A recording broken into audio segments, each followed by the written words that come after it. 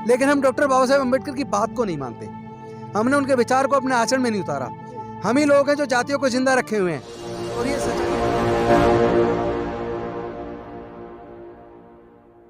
नमस्कार, आप देख रहे हैं एनबी न्यूज़ 24/7 नीलम बोध के साथ। और साथियों, आज हम 26 अलीपुर रोड पर, जी हाँ, ये वही जगह है जहां परम पूज्य बाबा साहब ने अपने जीवन की अंतिम सांस ली थी। और वही अंतिम सांस इतिहास के स्वर्ण अक्षरों में दर्ज होकर एक बहुत बड़ा इतिहास बन गई। और आज उसी इतिहास को नतमस्तक करने के लिए लोग यहाँ पर हजारों की संख्या में उमड़े हैं। तो यहाँ का जो नज़ारा है देखने लायक है। आइए मैं आपको थोड़ा सा और यहाँ पर अवगत कराती हूँ, क्योंकि साथियों, परम पूज्य बाबा साहब एक ऐसी हस्ती, एक ऐसी विभूति थे जिस विभूति के कारण इस देश को जगमगाने का मौका मिला। अगर भारत को अन्य उपाधियों से नवाजा गया तो इसमें आप देख सकते कि उनका जो योगदान था वो योगदान इतना सराहनीय था कि उन्हें विश्व रत्न जैसी उपाधि दी गई, उन्हें सिंबल ऑफ नॉलेज कहा गया, उन्हें दुनिया का सूरज कहा गया और भी न जाने बहुत सारी उपाधियों से उन्हें नवाजा गया। यहाँ पर बहुत सारे लोग दूर दराज से आए हैं, तो यहाँ पर बहुत सारे लोग हैं, उनसे जुड़ने का प्रयास करेंगे और जानने का प्रयास करेंगे।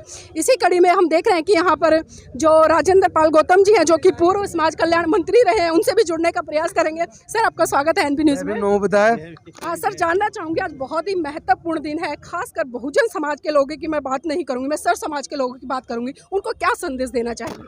मैं सबसे पहले तो डॉक्टर बाबा साहेब अम्बेडकर जी को पुष्पांजलि अर्पित करता हूं और समाज के लोगों को एक संदेश देना चाहता हूं।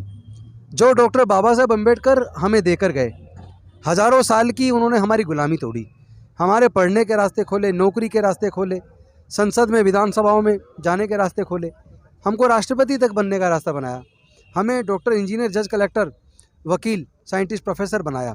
लेकिन आज जो वो देकर गए थे वो 70% छीन चुका है। 30% बचा, ये भी आने वाले 10 से 15 सालों में छीन जाएगा। और ये इसलिए छीन रहा है चूँकि हम लोगों ने, हम सब कहते हैं हम बाबा साहब को मानते हैं, लेकिन हम डॉक्टर बाबा साहेब अम्बेडकर की बात को नहीं मानते। हमने उनके विचार को अपने आचरण में नहीं उतारा। हम ही लोग हैं जो जातियों को जिंदा रखे हुए हैं और ये सच्चाई है। जब तक जाति बनी रहेगी तब तक जाति की वजह से जातिगत उत्पीड़न बना रहेगा, जातिवाद बना रहेगा। जाति खत्म होगी तो जातिवाद भी खत्म होगा। हम लोग जातिवाद खत्म करने के लिए काम क्या कर रहे हैं? हम भी तो जाति बनाए रखे हैं। कोई जाटव है, कोई वाल्मीकि है, कोई खटीक है, कोई कोली है, कोई रेगड़ है, कोई बली है, कोई बैरबा है। हम लोग जब जातियों में बने रहेंगे तो जातिवाद बना रहेगा और जातिवाद बना रहेगा तो जातिगत उत्पीड़न बना रहेगा। तो इसकी मुक्ति का एक ही मार्ग है। बाबा साहब कह के गए थे, बौद्ध में भारत, यानी अपने बुजुर्गों की सांस्कृतिक विरासत में, बुद्ध के धम्म में वापस आना होगा। बाबा साहब की अंतिम इच्छा, बौद्ध धम्म की ले लो दीक्षा।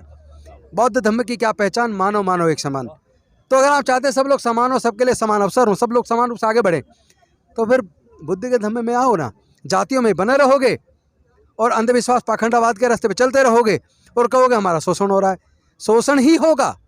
जो विचारधारा शोषण पर टिकी है, असमानता पर टिकी है, विषमता पर टिकी है, ऊंच नीच पर टिकी है, छुआछूत पर टिकी है, आप उसी विचारधारा को पोषने का काम करोगे और कहोगे हमारे साथ शोषण हो रहा है। अरे तो ठोकर मारो ना ऐसी विचारधारा को। बाबा साहेब का बताया रास्ता, बुद्ध का धम्म अपनाओ, सारी जातियों के बंधनों को तोड़ दो, आपस में रोटी बेटी का रिश्ता करो और बाबा साहेब की बात को अक्सर से पालन करो। दुनिया की कोई ताकत नहीं जो आपका शोषण कर जाए। जी गौतम जी, एक चीज़ और जानना चाहूँगी। जिस तरह से हम सबको पता है कि 14 अक्टूबर सन 1956 को परम पूज्य बाबा साहब ने बौद्ध धर्म की दीक्षा ली और 6 दिसंबर सन 1956 को परम पूज्य बाबा साहब का परिनिर्वाण दिवस हो। लमसम में अगर हम बीच का आंकड़ा देखें तो 22 दिन वो केवल जीवित रहे। उनका ये संकल्प था कि मैं भारत को बौद्ध में करूँगा, लेकिन महापरिनिर्वाण के 1 महीना 22 दिन बाद वो हमारे बीच नहीं रहे। अब हमारी, आपकी, सबकी जिम्मेदारी, हम कहते हैं बाबा साहब के सिपाही हैं, तो हमारी जिम्मेदारी है बाबा साहब के सपने को पूरा करें, नहीं तो फिर हम नकली सिपाही हैं।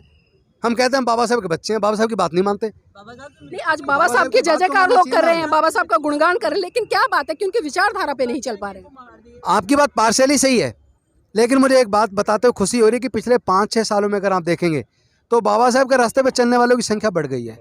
आज हमारी बेटियाँ, हमारी लड़कियाँ, हमारे बेटे खुले रूप से, जवान हमारे, सोशल मीडिया पे पूरी बाढ़ आई हुई है।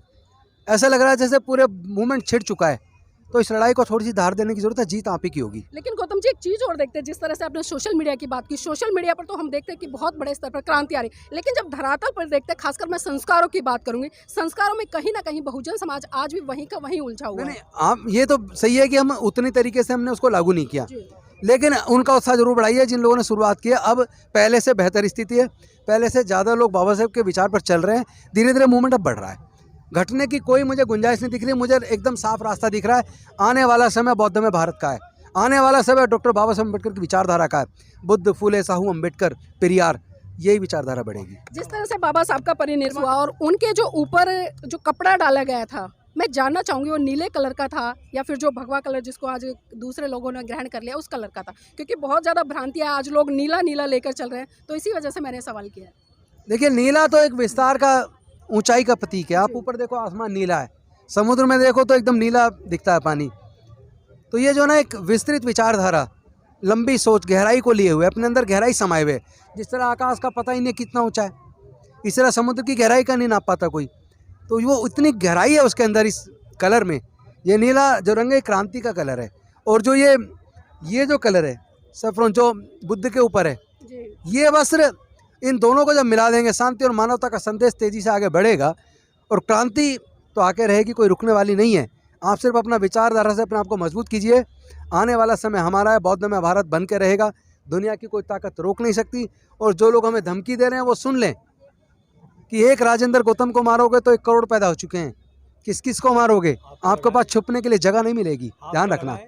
जी, तो देखिए जिस तरह से राजेंद्र पाल गौतम जी ने अपनी बात को रखा है, और वास्तव में बहुत अच्छी बात है, क्योंकि एक राजेंद्र पाल गौतम मरेगा तो हजारों राजेंद्र पाल गौतम पैदा होंगे। और यही कड़ी हम देख रहे हैं इस मुहिम में, लगातार लोग जिस तरह से बहुत बड़े स्तर पर खुलकर काम कर रहे हैं और खुलकर निकल कर आ रहे हैं, और जिस तरह से बाबा साहब की जो आइडियोलॉजी थी, जो विचारधारा थी, उसको जन जन तक फैलाने का काम करें। आज भारत के लोग, खासकर बहुजन समाज के लोग इतने संपन्न और इतने सक्षम और इतने निडर हो गए कि अपनी बात को निर्भीकता से रखते नजर आते। तो बने रहिएगा हमारे साथ में, आगे भी आपको पल पल की खबरों से रूबरू कराते।